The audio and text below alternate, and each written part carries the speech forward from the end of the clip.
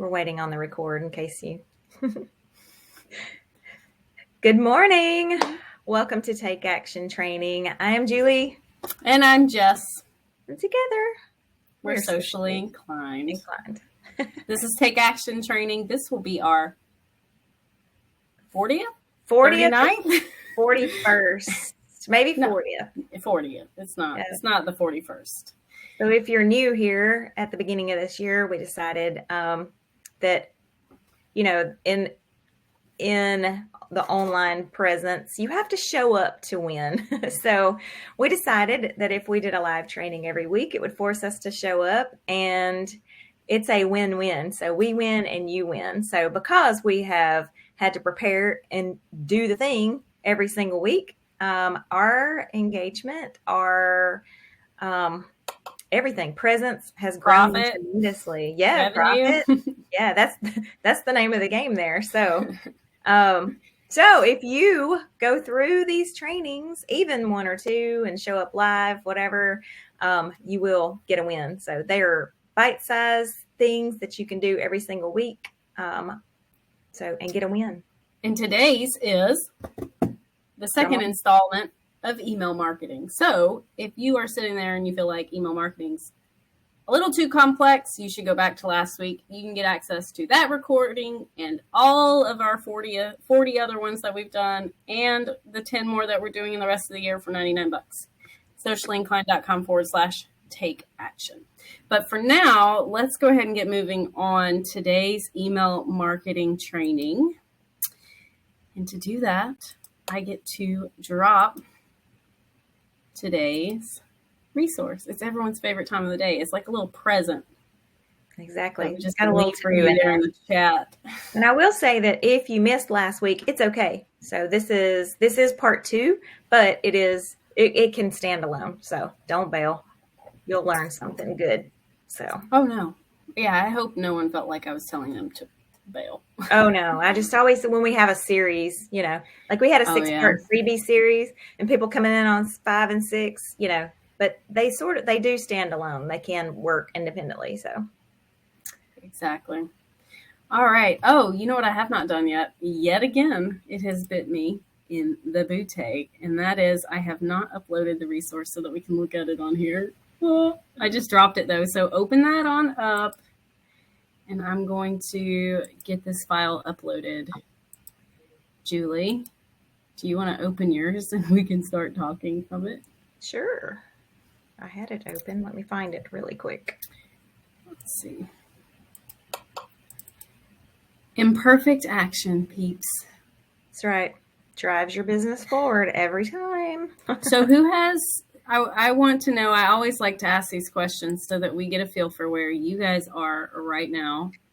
Who has success with email marketing? Who has tried it and doesn't want to try it anymore? And who knows that they need to do it, but just isn't sure how to get started? Exactly. Just let us know where you are in your journey. And so many people, hey, Deanne, so many people are so intimidated by getting started, and you don't need to be. So it's just to kind of jump right in and get started. Oh, Jenny says, I never know what to say. Is it Chari? Sorry if I butchered that. I am so bad at names. It says she doesn't know how to get started. That's what we just said. So does Janice. Awesome. All right. Well, so really and truly, sorry to be a pitch fest, but the freebie training that's in this Take Action would serve you, because when you have email marketing, you have to have a way to get people on your list. And that typically starts with a discount, a freebie, a lead magnet, something like that. So that training would help you with that. Deanne went through that and redid hers and did a great job. A lot of other people too. Savita, Jennifer, lots of people actually. So, but that's how you start. You just have to, get an email autoresponder program like MailChimp, MailerLite, Klaviyo, ConvertKit. Like there are a million of them. Probably not a million, but there's a lot. So pick one and go with it. MailChimp it has been around so long, and it seems to be one of the easiest ones. That's what we suggest, just because, and that's what the freebie series actually showed the inside of MailChimp as we were going through it. So, but it's applicable to every other program out there. Carrie says, "Oh, Julie, I found MailerLite includes automations on their free plan." Oh, that's good to know. So automations, that is a step after you get it going, but it is an important step. So this is not any kind of endorsement. Correct. We don't have an endorsement for MailChimp either. So, or any of the other ones I mentioned. Oh, Achari says she's created a freebie and it's worked. All right. I don't know what to talk about. All right. Well, we're gonna kind of give you a few best practices today. So all right. Exactly. So today's do's and don'ts, best practices. So once you get it started, kind of what to do and thinking about moving forward with it. So. Exactly. So I was just looking, Shari, that is awesome that you have that freebie and that it's working. And now you just put those emails with it. And then I love how Kevin said he gets some traction, but it feels like he's spamming and he just thinks there needs to be a better way. So I don't know. I feel like a spam email is, I feel like anyone on this call is not sending a true spam email. So a spam email is one of those that's obviously not very value led. And I can't imagine that you're just sending out a bunch of those time after time. But if you mean you're sending them super frequently, then, there's a right way and a wrong way to do that as well. So hopefully we'll be able to talk a little bit about that. Yeah. There are some people that can pull off emailing every single day of the week just fine. So it depends. And I do want to say, because we don't exactly tackle what to say, so I will go ahead and address that now. And it would be, you're going to think about this just like you do your social media presence. You're going to be talking, I think we might say this, if not, we'll say it again, that you're looking at your email writing as a one-to-one relationship. So you're writing to one person. So what can you teach one person? What can you, Jessica's got her hands You're giving up. It away. It's like on page 5. Yeah, it's an advanced technique that most people get it so wrong. Yeah. Right. Like most people get it so wrong. But yeah. Okay. So why bother with emails? We talked a lot about this last week and why even if you're a small business, you would want to do something like that. These 3 things right off the bat, it helps build relationships, obviously, because it's email, which is not snail mail. So you get the opportunity to send essentially an electronic letter to someone who has said they're a prospect, or they want to hear from you, or they've purchased something from you. And that is just such a valuable place to be. And it's something I think as small business owners who get really, really busy, it's so easy to take the power of what an email can be for you for granted. Exactly. The $44 for $1 spent on email marketing is still the trend as far as what it says. So it is a valuable way to get in front of your audience. So it's also going to help you to keep your brand top of mind. I say this all the time. We're a microwave society. Like the life of a tweet is like less than 24 seconds now. We're scrolling on Facebook, we're scrolling on Instagram. Life is so fast paced that if you do not continue to communicate, people will forget you. They just will. So get over the fact of, I don't know what to say, and I don't want to email regularly, because consistency is what's going to make or break you when it comes to email marketing and social media marketing. Exactly. And then last week we talked, this was kind of like our hook for getting everyone to join us. And it seemed to have worked because we did have a lot of people who were really intrigued. But, on October 4th, Facebook and Instagram disappeared for, what was it, like 8 hours? WhatsApp was gone too.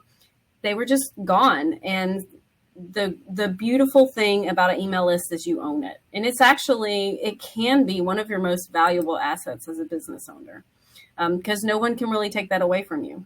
Exactly. So we talked about in previous TATs the Facebook funnel or your social media funnel. Basically, you should strive to use social media to pull people off and onto your email list because you control it.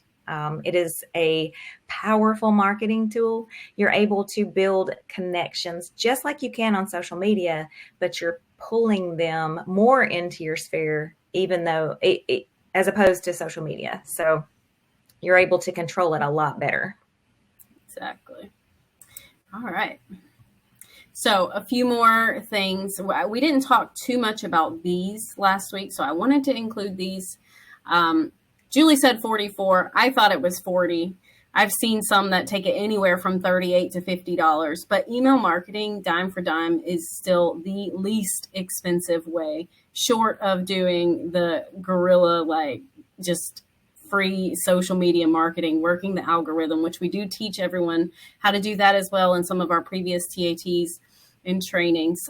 But as far as like a small investment and a huge ROI, email marketing is the cream of the crop there. Exactly. They're easy to personalize and target. So we talked just a second ago about automations and segmenting your list. This is more of an advanced feature, but it does allow you to speak directly to where that client is at. So if they came in because they wanted coaching versus they came in because of they needed done for you social media, then you can have a different message going to them. But even if it's your message as a whole, like a newsletter, it still can be very personable. They're targeted because obviously they found you through some way. So you can really get personal on these. Exactly. And then spurring action. And that's what we all want, right? So I started out in network marketing, and I can't tell you how long I would hear a potential client say, well, I'm just not ready yet. I'm not sure. Or I would give them a month and they would have like not even thought about me for 30 days. Well, I wasn't doing email marketing correctly, and I was hardly doing it at the time anyway. The power of an email to spur an interested client into action cannot be overstated. Like, I just cannot say it hard enough, strong enough, whatever, with enough emphasis. When you have someone who's interested and you know that a person has to be touched by your offer 7 times before they're going to make a purchasing decision, it becomes really easy to see how a periodic or a 3 to 4 emails a week can really help close that gap and help you close more sales. Exactly. And they're trackable and you can measure your results. So just like on social media, you get to see your insights. If you're not looking at your insights and kind of seeing where you are on social media, you should. Same with email. When you get a win, it makes you want to do it again. So when you can look at your results and see, okay, I got sales from this email, it will help you to create that cycle to do it again and again and again, which is beneficial for you and your client. Exactly, because we all know you're selling stuff that your client needs. Always. We covered that in the getting comfortable with selling right part of this. Are we done with this page? Yep. Yeah, you tracked and measured. That's right. Sorry, I was dropping the download for anybody who missed it. You can download the resource right there again. Yep. And so all of these follow, our TATs always follow the what, why, and how. So this was the what and the why. And if we haven't convinced you, then you need to go back and watch the replay of this for sure. So because it is a very powerful tool for making sales, making connections. So let's jump into the how. Exactly. All right. Subject lines. So we're going to talk a little. Subject lines is going to kind of be an underlying theme of the rest of the conversation. Why? Because it is arguably the most important part of your email. And someone might come and say, Jess, you're wrong. What you're saying in the email is the most important part. But I'm here to tell you, if that subject line does not get them to open the email, then it doesn't matter what you wrote in there. Right. So that's why subject lines is the very first thing. You have got to figure out a way, and it takes trial and error. You're not going to be great at email marketing your very first time, you might see some success because you have all this great training and tips that we're throwing out at you. But it does take a little finesse. It takes some trial and error. And we're going to talk about ways to kind of imagine, get in the head of your ideal client and think about what they would see on a subject line that would say, oh yeah, I want to know what's in there. Exactly. So another thing that you can do it in the subject line. So all autoresponders have a way to personalize. It'll be I forget what they call it, but it'll wait first name. So if when you're merge tag, thank you. Yes. So when you when they sign up, they're usually adding their first name and their email. This is why you need their first name so that you can merge it in. So if you had a great subject line of Julie, don't miss this, or something like that. I know we're going to talk about it again in a minute, but like creating curiosity is one of the best things. So when you personalize the email subject, and you can, it feels like that one-to-one, what I hinted at a little while ago. So when you can personalize it. Now, lots of people are doing it, but still, we think about, like, I'm on maybe not thousands. I'm on a bunch of email lists because I'm the funnel junkie. Like, I love to see what other people are doing. So, but a lot of people aren't. They inbox zero people, aren't on a lot. So when they really want to care about you, that email coming through, they're going to read it, especially if it's personalized. And that can be in the subject line. It can be in the call to action based on what they're wanting. So. Exactly. Okay, so here's my favorite thing in the whole vein of subject lines and personalization, then we'll move on. Think about the last time you got an email from your mom or your dad or your friend, someone who like sent you an email. And then think about how the emails that you get from like Kohl's, and sorry, my mom's hanging out at me right now, Kohl's or Walmart or, whatever it is, those big emails. There's a 180 difference there. And yes, the Kohl's people, the Walmart people, people will open their emails just because of who they are. But you want to kind of stay away from that spectrum of things and think about what the subjects for coming from your mom, your dad, your friends, whatever, look like. So a lot of times something as simple like, Julie, did you see this ? Is enough to get someone to open your email. And it's also, that is a very anti-spam folder friendly subject because it avoids all the don'ts that we're going to talk about later in this training. But that's a really great way to kind of go about it, especially if you're feeling your way through this the first time and you have no idea what to write in the subject. So okay. Now I'll go ahead. Oh, sorry. So the opener it would be next. So you've got them, they saw the subject and they acted on it. So the very next thing, so the personalization could have been in the subject can be, hi, Julie. Then it's the opener or the hook, if you want to look at it that way. And you only have, again, Microwave Society, you only have a couple of seconds to capture their attention, just like on social media. Same with email. If they think it's something they're not interested in, they're moving on because they get a lot of email. So that hook, you have, a sentence or two to tell them what's in the body of the email that will hook them into reading the rest of it and hopefully acting on it. Exactly. And that a lot of times that needs to be addressing a pain point or something that they want to do. Like, did you see, so if the subject is, hey, Julie, did you see this? The first part of that email should allude to like how to save a whole bunch of time on your social media or something. Like emails are not a place to be mysterious. There. Right. So that's what I'm trying to say. And, again, a lot of times with email, shorter is better, but you'll see with our emails, we have long emails a lot of sometimes. So with that, if you have a great hook, that's going to allude to what, what's in the body of the email plus address. It's just like a sales page or your website. It's what's in it for them. So that is your hook. What are you going to address? What problem are you going to solve? What benefit are you going to give them? Whatever, to hook them into continuing to read. Exactly. And so this is a starter tip here to keep emails short. If you're new to email marketing, Keep the body of your email as short as possible. That doesn't mean a few sentences. That might even mean a few paragraphs. But what you don't want to do is be rambling on about, how you got oatmeal in your hair this morning because your kid insisted on being held. Like, they don't really care about that so much. I mean, I guess if your ideal client is strictly mompreneurs, then maybe that would be an interesting story to tell.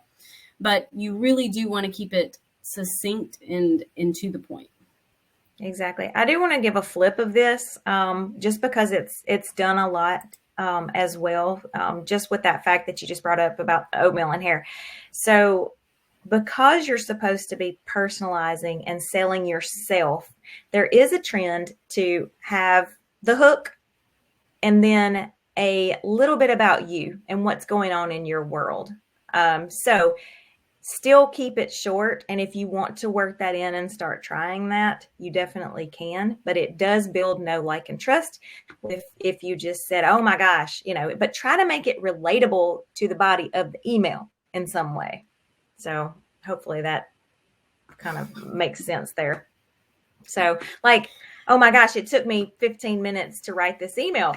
I slaved over it, blah, blah, blah. And then you get into selling some email templates in the body of the email. That might be a good example. Yeah, that's good. All right. So keep it clear. We've kind of already talked about this, but clarity is really a lot more important than writing style even, so I'm kind of curious. I want to get on Riley's email list because I know she's an author, but I feel like it'd be very easy as an author to overdo it on emails, because emails it's like social media. They are not meant to be perfectly composed, MLA formatted grammar. Like, you are nitty gritty communicating, and you've got to fight that urge and try to bring that to the table every time that you're writing an email. Exactly. And again, you're trying to be personal. You're balancing the personal with the whatever your message is. All right. And here's a few more aspects of a compelling email. These are a little more advanced, which is why I put them on the second page. All right. So the first one is using links. So, we're all in business to sell something. We have to sell something to, to stay in business. So a lot of times that's what your links are, but they also could be to a blog post, to something helpful, to to get a discount, whatever it is. So when you're using links, you want them to stand out. So we always do them in a different color. We'll make them bold. And also you can put them up at the top. You would sprinkle them. So sometimes we do have a long email, so you'll sprinkle them throughout the body of the email to make it as easy as possible. So you don't want them to miss it. And, again, in the PS area, so with a call to action, you want to have that link one more time. You just jumped ahead. You covered two. Yeah, it's PS. It's right there. See? All right. So the salutation, signing your email, just make it real. This is not rocket science. I realize that a lot of social media, a lot of marketing feels mystical, but you always want to close it because you're a human being. So we love to your success, because obviously that's what we're trying to help all 7,500 plus people on our list do, is find success in their small business, be able to stay at home with their kids, make that extra income, or become a rock star, badass joy coach, whatever it is. I just saw the pasture poultry purveyor. I was like, that's a mouthful. But I love what you did there, Lori. But yeah, sign it and just make it real and be you. And then I guess there's not really a wrong way to do that. Exactly. So to further expound on my PS, so link in the PS, yes. So have your call to action in the link, but it's also a good way to sum up the email, tell them again about what you do, like a quick, you're the expert in whatever, because you've just had your signature. So, but again, the call to action is super important throughout the body of the email, and the PS is the best way to do that. Exactly. All Oh, right. wait, one more thing. I'm sorry. So a lot of times in our PS, we actually we get a lot of reply emails. So we haven't talked about that. So asking them to reply, let me know what you think, whatever. That the PS is a great way to do that. And we have a lot of people in. We have email sequences that are pre-written, and they'll come back in and they'll say, well, what are you struggling with, or whatever the question is, and they will reply. So that's a great place to put a pertinent question. It doesn't have to be a link, doesn't have to be whatever. So you can play with your PSs. Yeah, because that definitely goes a long way in making people feel heard, especially when you have an autoresponder and it's going out to thousands of people a month. That's a really good way to make people not feel like it's an autoresponder, which is always the goal with autoresponders, which that would, I guess, be its own separate TAT, because we're not talking specifically about those right now.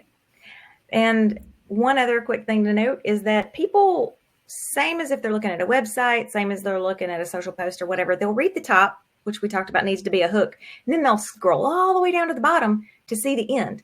So if your PS has a recap or the too long, didn't read, the TL, DR, then that's a good way to put that down there too. So, and nicely calling them out. Hey, if you didn't have time to read the whole thing, here's the quick about what this was just about, or something like that. I've seen that done a lot of times, and it's very effective when done correctly. For sure. And we kind of talked about this a little bit, but make sure that your subject is relevant to the email. We see this happen sometimes with people, not socially inclined people, but Julie is on hundreds of email lists where the subject line will just be something totally outrageous because it's clickbait, right? Right. First of all, no bait and switch here. That is just yuck. There's no better way to get it unsubscribed, in my opinion, than that. So make sure that your subject is relevant to your email while keeping your subject compelling to get people to open it. Right. So there's a fine line there of how to do that. So you do want it to be pertinent to what's inside. Yeah. And it goes without saying, do not say that there's a discount or some kind of special offer or something of value in your email if it's not there. We've seen that done before. You can imagine how crappy that looks. I should have put a poop emoji right there because I love using that, and I don't get to use it very much because Julie's not a fan, but that's fine. That would have been a great place for the poop emoji. I apologize. It would. All right. Here we go. All right. So we've talked about this because I alluded to it at the beginning about being personal. And there's lots of ways that you can do this. But again, you're building know, like, and trust. Okay.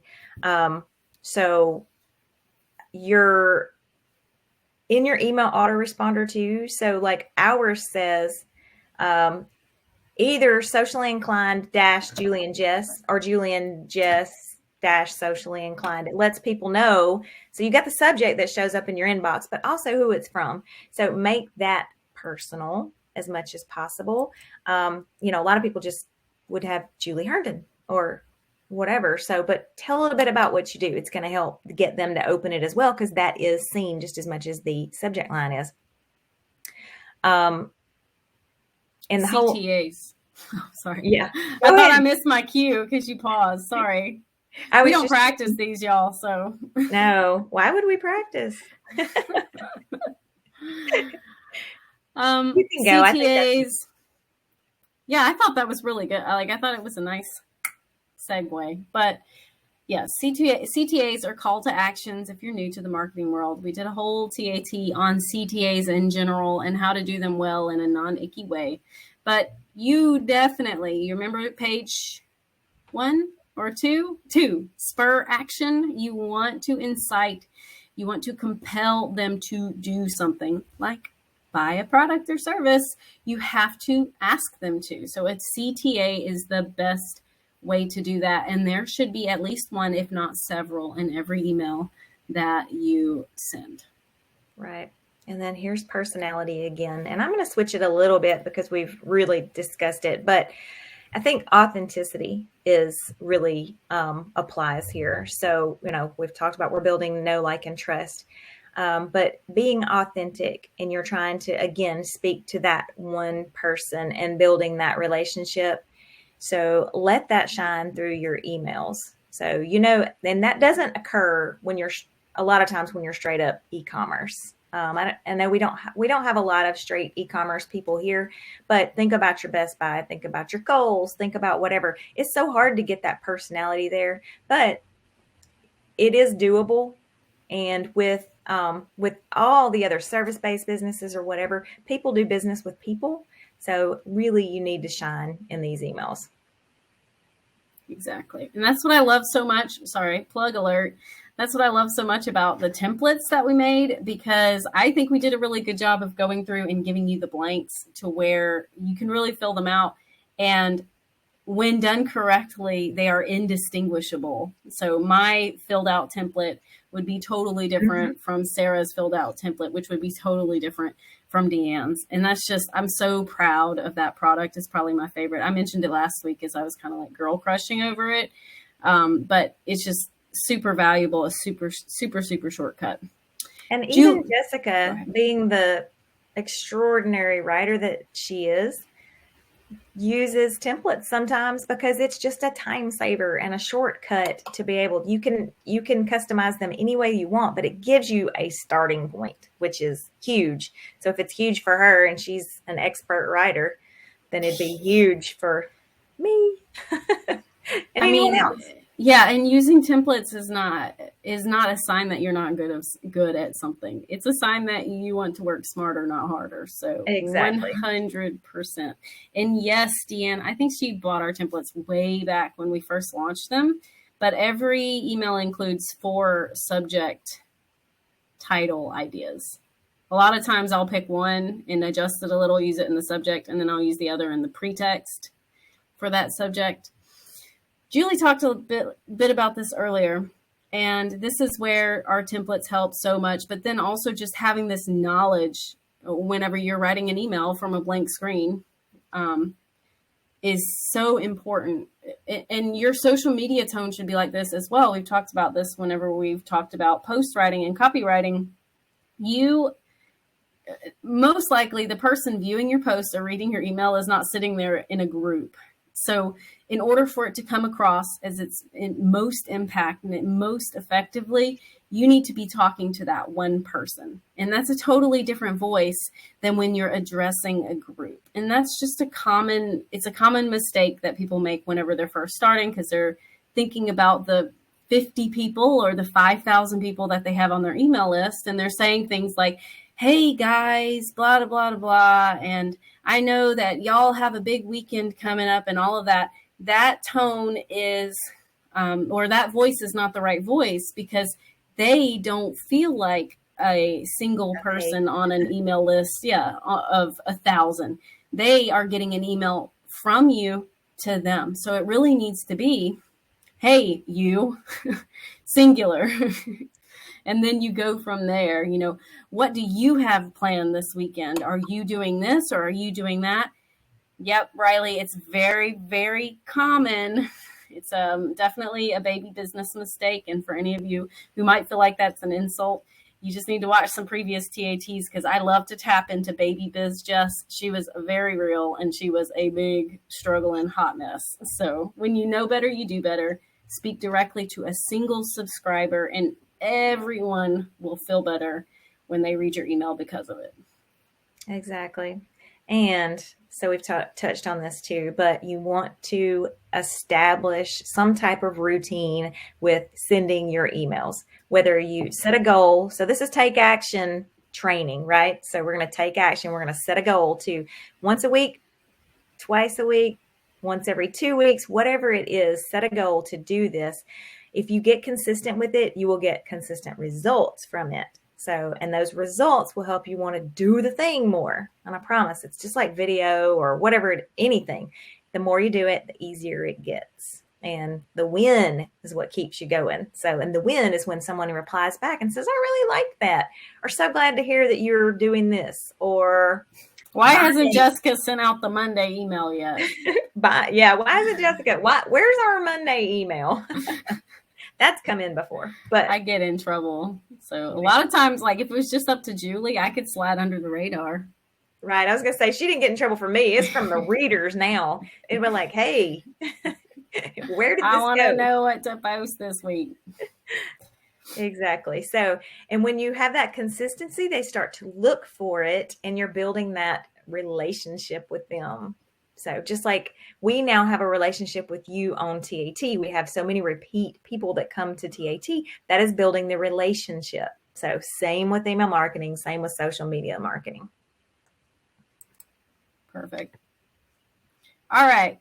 Here's a few subject line do's and don'ts to keep you out of the spam folder. And then we will address Deanne's question about graphics and things like that, because I regrettably left that little part out. So we're going to talk about it. So I got one other thing that's not on here that I want to talk about too. So, all right, you go. And oh my gosh, that apostrophe is in the wrong place. Y'all. Whew, sorry. That apostrophe should be moved back. But you know what? Imperfect. You got a resource. Exactly. Y'all just put your finger over it for now.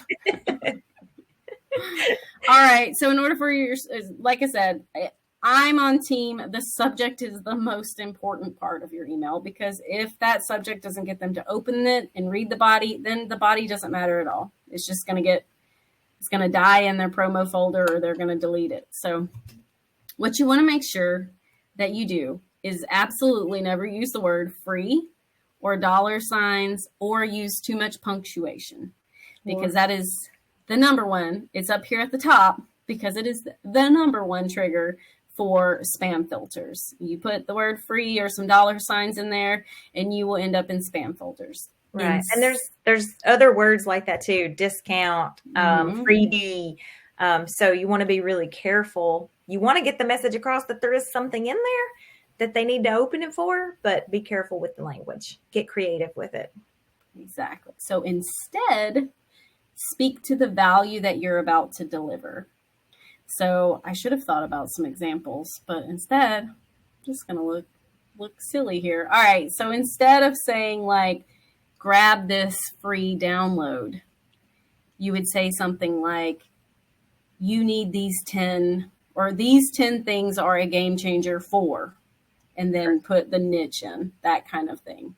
Exactly. What language would speak? And I've put a brainstorm page on the next page, but what language would speak to your ideal client? I don't know if Elderberry Jen is here, but you need these 10 things for to weather the upcoming cold and flu season. That's too wordy, but she would say something to that effect.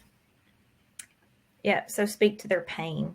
It is a good way to do that, and just avoiding those trigger words. So, and there's a lot of them, and it changes what they are. It's kind of like the banned hashtags. So you're going to think about it like that here. Offer. What about the word offer? I just saw Linda. I think offer is kind of a no-no, okay, but it might be all right. So not like free. But again, you're trying to compel. It's just not a great word. So you're indicating that you're selling something. Yes, we all know we're a lot of times selling something in the email, but speak to what you're addressing for them. What are you going to fix for them? What's the outcome? That should be your subject line. Like, need more email opens. Okay. That would be I've got a freebie inside that's going to tell you how to get more how to get more email opens. Free mail might work, but, so again, address the pain point. All right. So I get all of this TAT on the relationships and being personal or whatever. So focus on building a relationship and helping them. Okay. So again, you're leading, that's the do. So instead of, focus on what you're selling and, in the thing. So again, it's just what we said with the subject line is, what are you addressing? What are you correcting for them? What's the benefit? Always it's what's in it for them.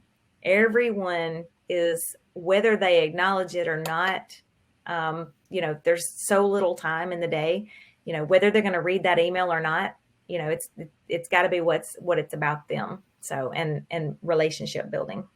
Exactly. And this is exactly why you have to be consistent with sending emails, because so often it gets pushed in the back burner until you have to make some sales. And this happens very, very, very regularly. Like, you haven't sent an email in forever, and then all of a sudden you realize, like, you need to generate some revenue. Let me send an email. There's no better way to have a dead email list and to get a whole bunch of unsubscribes and to turn a whole bunch of people off than to only email when you need to make sales. Right. So, the focusing on the relationship and delivering value, if you do that 80-20, so 4 emails are value driven. Yes, there can be links in there, little gentle nudges. You see us do it. If you want to see, I wouldn't call us like cream of the crop pro at email marketing, but we do it and we have success. And that's the way we do it. We deliver value. And then in there, it's like maybe some sprinkles of things that could be purchased that are in line with that value that's been delivered. But every once in a while, we do send like our email on Friday. It was all about the Holiday Hustle bundle being 80% off, getting it for $37 and $197 instead of $197. And that's just part of business. That's something you got to get comfortable with. And if you are leading with enough value, then asking for those sales. I sound like probably 15 previous TATs. Asking for sales should not be yucky. It should not feel hard. It should feel natural. Right. And this TAT is actually, these last 2 are actually strategically placed because of the holidays season coming up. You need to start this week getting your email list engaged again. So like there's re-engagement in the templates that we have. So if you haven't emailed in 6 months, you need to go find that re-engagement campaign and write some emails and get it going, because you're going to want to sell for Black Friday or for Halloween, for Thanksgiving, for all of those holidays that we highlight in the Holiday Hustle product that we have. You're going to want to sell during that time. So you need to start warming your email list and letting them know, hey, I'm alive. Yep. So, I've got something that can help you. But again, in a non-salesy kind of way. Yeah. Because the email on Black Friday does not need to be the first email they've gotten from you in 6 months. Exactly. You might get some sales off of it, but again, sales is about building relationships, and email is a great way to build relationships. So just get started. I would say, I'm going to challenge you to write at least 1 email. Everyone on here to start now with at least 1 email a week. Bam.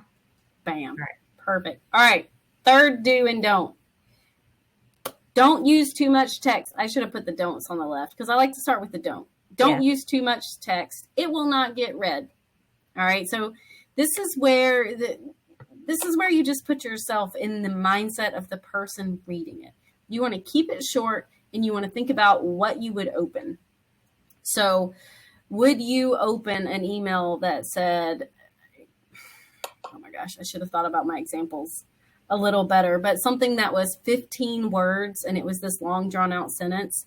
Or again, if you put yourself in the mindset of like the last time your sister forwarded you an email or sent you something. Forward's not a good example because it would have the forward on there, but like forward you something that was hilarious and you just felt like you had to open it because the subject line was obviously very simple, very personal, and you had to open it. So kind of tap into what that looks like for you. Exactly. All right. And the last one that we've got, the little one here, is don't use, I just brought this up yesterday, don't use the same subject over and over and over. Sometimes you don't know if it's working if you don't try something else, right? So mix it up. So you want to be creative. Again, you want to lead with what's in it for them. So it's easy. So we have repetitive emails that go out every single week. So like our TAT and did you miss it? And come to office hours. Still, those show up in your inbox every week. But if we can try to get them, keep them creative and have a little bonus in there, that's even better. So anyway, think about how you're gonna mix it up a little bit. Exactly. All right. And then we have a little place where you can brainstorm kind of what we've talked about, because I think that this is kind of where the rubber meets the road. What subjects would be compelling to your ideal client? What would be boring? Sometimes knowing what wouldn't work can kind of help you back into what could work. And then what content? We're not asking you to write an email in this space, but what content could you build in here? And last week's we had a brainstorm section that broke it down a little further and thinking about the tips that you could help your ideal client with and the value that you could deliver to them, so that every email isn't built around an offer or a promo. It's built around your expertise and how you serve. And that, I guess in one sentence, finally got to it, minute 48, is how you really deliver value in an email. Exactly. And we had so many questions at the beginning of us. I don't know what to say. I don't know what to say. Again, you're going to think about these in the terms of like a social post or what you offer, not your offers, not your promotions, but what do you teach people or what do you provide? What's the outcome? So build content, small chunks of content around that, and be helpful, build relationships. And then one thing that we didn't talk about in here is unsubscribes. And I do want to touch on that really quick. We talked about that last week. I know. I just want to, because in case someone wasn't here last week, I just want to say, because I'm challenging you to write one every week, do not look at or don't get hung up on the fact that people are unsubscribing. They're not your people if they unsubscribe. Okay. It may be that you can learn something from it as far as, was my email too salesy or something like that. But again, there are so many people out there that are your people. Go find them. But you got to write an email first. Exactly. And I just realized we didn't answer Deanne's question. Okay. In general, rephrase the question. What's the question? The question was about number of graphics and links, etc., in an email. Right. In general, the more basic and the less graphics in an email, the less of a chance they have of landing in a promo folder. Sometimes we do a couple images and sometimes we do no images. We've seen that to be consistent just based on how we've tested. In general, the less images, and like I said, the more it looks like someone just typed you up an email with a simple subject, the more likely it's going to land in the inboxes. So if you were on our list when the Facebook, Instagram outage happened, that was a 100% text email, which we don't send very often because we like for them to be a little pretty. That one actually did the best. I'd say that's probably our best this month. It reached more people than any of the others, and I can only attribute that to two things. One, the outage of social media, which probably played a big role, but two, it was also very simple. So I haven't seen Savita on. I did see her log in, but she likes the saying, like, the uglier the email, the more people will see it, kind of things, which seems counterintuitive. But if you're sitting there thinking, oh, I want to have these beautiful, like, multicolor images that I design in Canva and then send, those are just not going to be as effective as a mostly text email. So the less graphics, the better, Deanne. Yeah. And your inboxes are smart now. So I always say to lead in your opening sequence. So once they got on your list, lead with ugly emails, and then their inbox gets trained, and then you can start sprinkling in. And you know that we have a lot of images, and we sacrifice sometimes the open because of that. But we have trained the people or train the inbox for them to show up in their inbox. So like if you land in promos in Gmail, if your client drags it to their inbox, it's more likely it's saying to Gmail that, hey, I want to get this email. Don't send it to my promos. So your call to action in your first email actually could be that, hey, if you want to make sure to get these emails, drag it to, or whatever. Look in your promos and drag me to your inbox. So, but I would say not more than one image. If you're really striving, not more than one image and not more than one link. Sorry. Yeah. But we do pretty well. So we just kind of, we have so much to offer that if it wasn't working, your promos, drag us to your inbox. Yeah, but we did, like, when we nixed like the beautiful headers and some of the emails that we sent back in December and January, open rates went from the teens to the high 20s, and that's pretty dang good for a list as big as ours.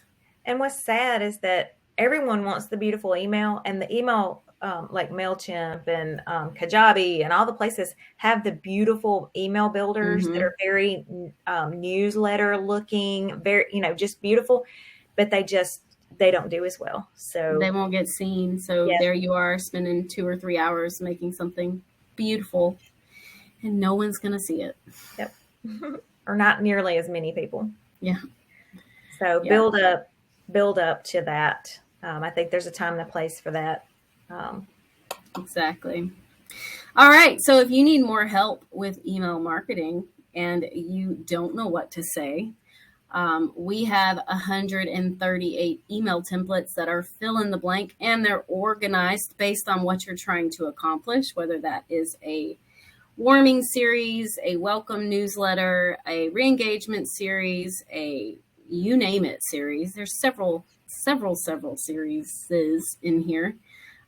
We do offer these email marketing template packages. They are tried and true. We have used them, and they have really, really worked for us and made it so much easier. So if you have not grabbed these, they are super affordable. And I mean, that's what we're all about, is making sure that we bring the goodness to you guys. So. Exactly. 2 quick questions. Carol says, is it good to add my email to your contact list? This will actually help to land in the inbox. It's great for an opening sequence if you can get people to take action on that. Deanne said she stopped using an email header, which is an image, and it's helped her open rates. It's because she probably was using another image somewhere, and that got her over 1. So a lot of times you'll see we don't have email headers in ours. And then Jenny says, so should I leave off my colored logo at the top of the emails? Same thing as an email header. If you're going, you should try it. You should test it to say it's not, the only value that is bringing is just recognizing the company that it's from. And then Riley says, do you think the emails would suit the book world?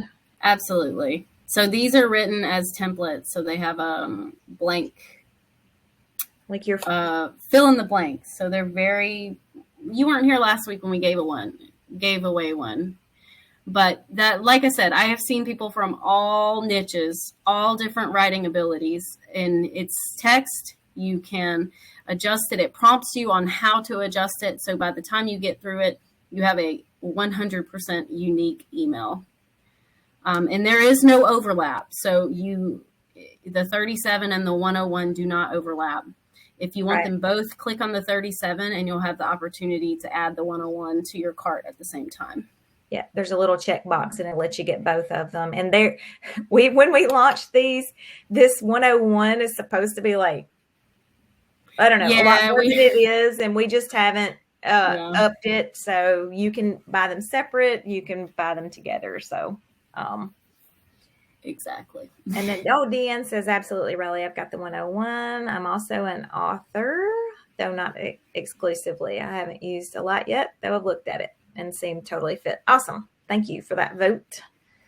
And the main thing is to personalize them. So it gives you a starting point. They are, you're building know, like, and trust. And the best part is you don't have to sit there and wonder what to say. There are also one-off emails for those of you who are like, I don't know that I need a series yet. Those are my favorite for when Julie's like, we need an email today. Good luck. Yep. And we need to send something. Just to illustrate it, like, I've used the same template. Probably one template I've used 10 times, and each time it looks completely different because it's about where you're going with it.